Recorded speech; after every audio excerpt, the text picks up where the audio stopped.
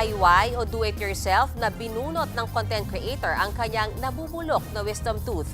Pero paalala ng isang dentista, nakaka-impeksyon at posible ang magdulot ng tumor. Nasa frontline ng balitang yan si Mobile Journal Jazz Paredes.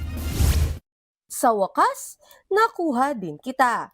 Iyan ang caption ni Mommy Chris sa kanyang post matapos niyang mabunot ang nabubulok niyang wisdom tooth na 3 taon na raw siyang pinahihirapan. So yung ginawa ko, lagi ko siyang inaano ng toothpick. Kinukuha ko yung babulok, yung itim-itim. Tapos, ayun, pag masakit siya, nilagyan ko siya na gamot yung paracetamol. Nakakawala kasi yun ng sakit. Nilagyan ko. Tapos kapag palalagyan siya ng gamot, yung ngipin, yung para siyang siya ba? Anong tawag dun? Tuluyan siyang masira.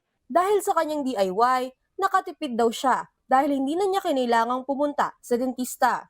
Mas practical daw ito, lalo na bilang mommy of 3. Pero paglilinaw ni Mommy Chris, ang kanyang post ay para sa mga nakaka-relate lamang.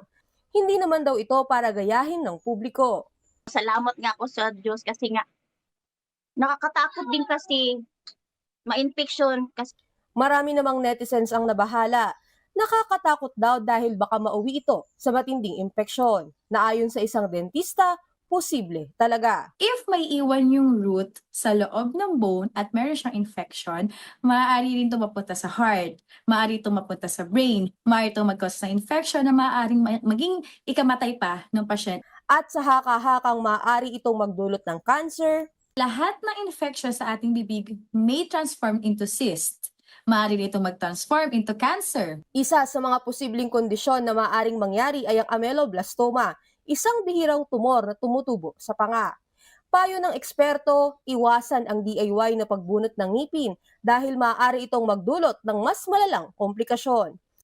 Nagbabalita mula sa Frontline Mobile Journal, Jazz Paredes.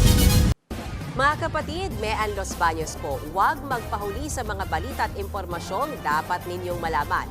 Para sa mas malawak na balitaan at diskusyon, mag-follow at mag-subscribe na sa social media pages ng News 5.